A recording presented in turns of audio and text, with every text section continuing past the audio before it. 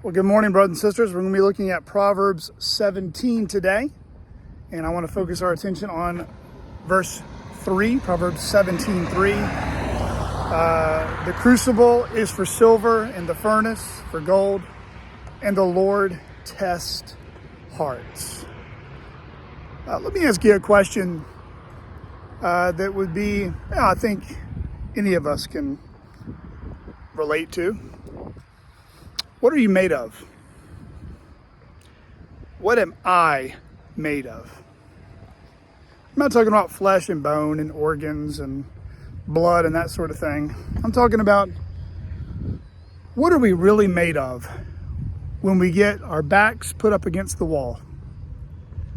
When we're put through a fiery trial. Or as one pastor years ago told me, what are we made of? What do we find out that we're made of when the Lord baptizes us in a baptism of fire? I can remember about actually now probably, it's hard to believe now, 18 years ago, 19 years old. I'm a freshman, second semester at Valdosta State University, and I was an invited walk-on to play on the defending 2004 national champion football team. Valdosta State was a powerhouse, and because they had recruited me for a little while, they knew who I was, so I didn't have to necessarily try out, but I entered into the worst part of football season, where basically they try to get everyone to quit, which was also known as boot camp. And so boot camp basically required winter workouts where anybody could come out. But in order for the coaches to find out who the best of the best were with regards to not just even talent and not necessarily even raw strength, but character and endurance, they put us through the hardest workouts in the dead of winter when football season isn't going on. And I can remember going out there, and I remember one of the first workouts I ever did was with a middle linebacker, and here I am as a quarterback, and you're talking about why on earth is a quarterback working out with a linebacker? Well, hence once again they're trying to weed out people that probably shouldn't be there. And so I remember one of the first workouts I ever had with Will was his name, and I literally wanted to throw up. He was way stronger, and the workout they put me through was rigorous. And then when we were done working out in the morning, doing weights, they eventually moved it to a different day. And a few days a week, we had to report to the basketball gym, to the Coliseum or whatever, or the Coliseum, whatever they call it, the big gymnasium, Coliseum maybe. Anyway, we had to get there at 5 a.m., literally darken the doors, in the bleachers, with our shirts and t-shirts on, shoes strapped up, ready to go. And I remember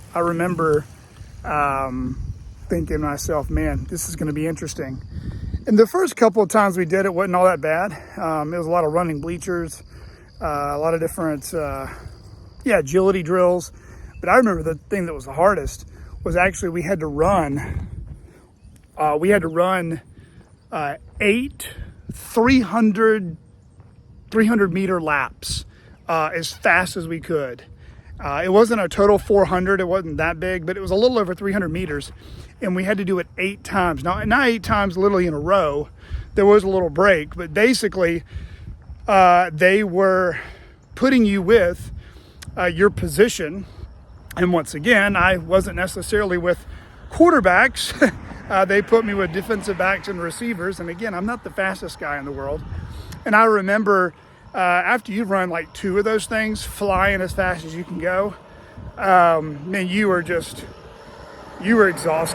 And yes, by God's grace, the end of the story is I was able to place in the top 4 in my kind of track meet, if you will, at least 5 out of the 8 times, which was the bare minimum requirement to pass that drill. I say all that with this basic point.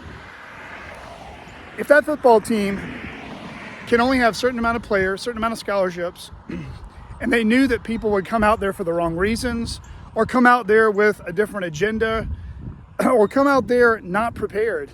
They were going to put you through it, and to weed out those who shouldn't be there, and to really push those who may have gotten lazy, or those who think, well, because I started last year, I'm going to start this year. No, it was a competition to push each other to see what we were made of. Well, friends, in a much bigger and greater and more significant way, the Bible is very clear that God, in the Old and New Testaments, tests his people.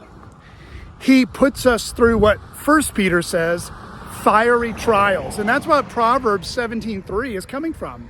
This idea that the silver is, the crucibles for silver, the furnaces for gold. In other words, these different melting pots, if you will, where metals would be heated up to an extremely high temperature with the purpose of refining the metal to its purest form, silver and gold in this sense, and the dross, the excess, worthless, valueless, useless metals from the original object would come and rise to the top, and then it would be swiped away, it would be removed away, it would be cleansed away from the purest of the metals.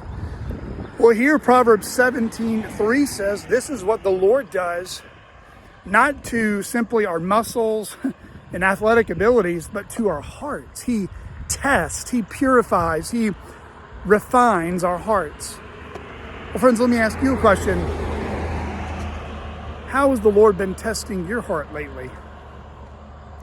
How has he been putting you through the proverbial fire in the testing of your faith, in the testing of your trust in him, in the testing of your integrity and living above reproach, in your fear of him, to turn away from evil and to rely upon him, in your testing to stand firm in the faith and to tell others that Jesus Christ is Lord, to do right when no one's watching except the Lord, to work hard not merely unto men but unto the Lord, to obey what the Bible teaches regardless if it's popular or not. All these different things the Lord uses to purify our hearts. Friends, think about even recently in your own life. Has the Lord brought an unwanted suffering in your life? It could be suffering of health. It could be suffering of divisiveness and contention between you and a loved one. It could be an estranged child, a child that has seeming to choose the sin in the world except Jesus and not Jesus. Has the Lord brought a death into your life where you're grieving the loss of someone you miss? Has the Lord brought some type of physical suffering, an injury, a chronic illness?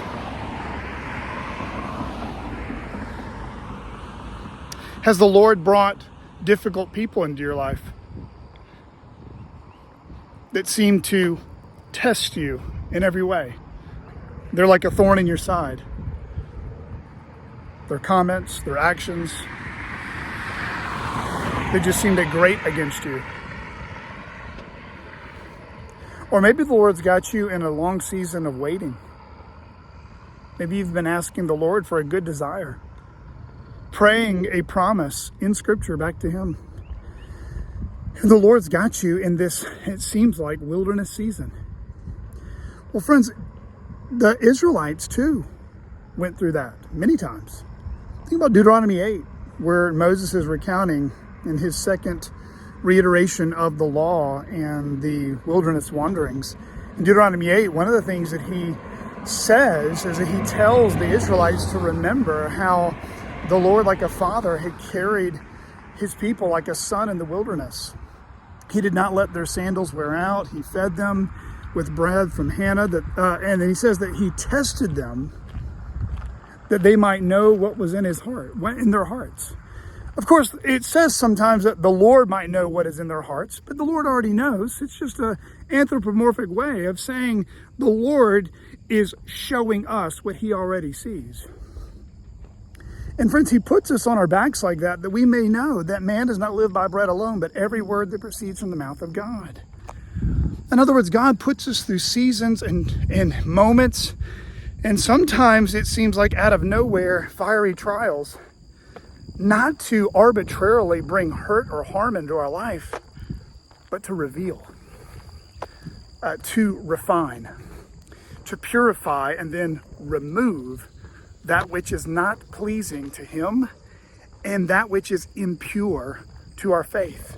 You see, friends, do you understand that the number one thing God is after, if I could use that language, in our life is to purify our faith, which is more precious in God's sight than gold that perishes. He has predestined, Romans 8:29 says, to conform, to shape, to mold each one of his children into the image of his Son, Jesus Christ.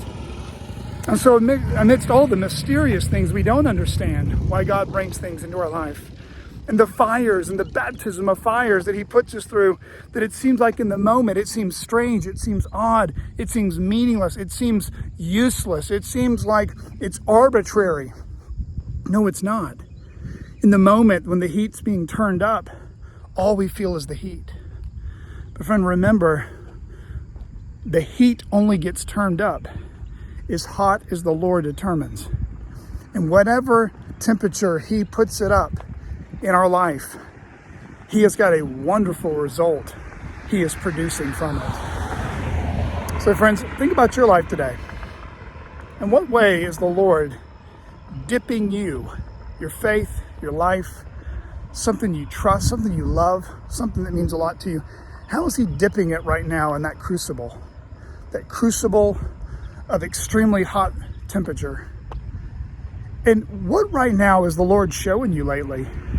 What is the dross? Is it simply pride? Is it pride? Is it selfishness? Is it unbelief? Is it holding our plans too tightly? And as Corey Ten Boom says, we should hold our plans lightly so that when the Lord takes them from us and he has to rip them out of our hands, it doesn't hurt so bad. You know, is it really us saying, Lord, I know you love me, but give me the desires of my heart.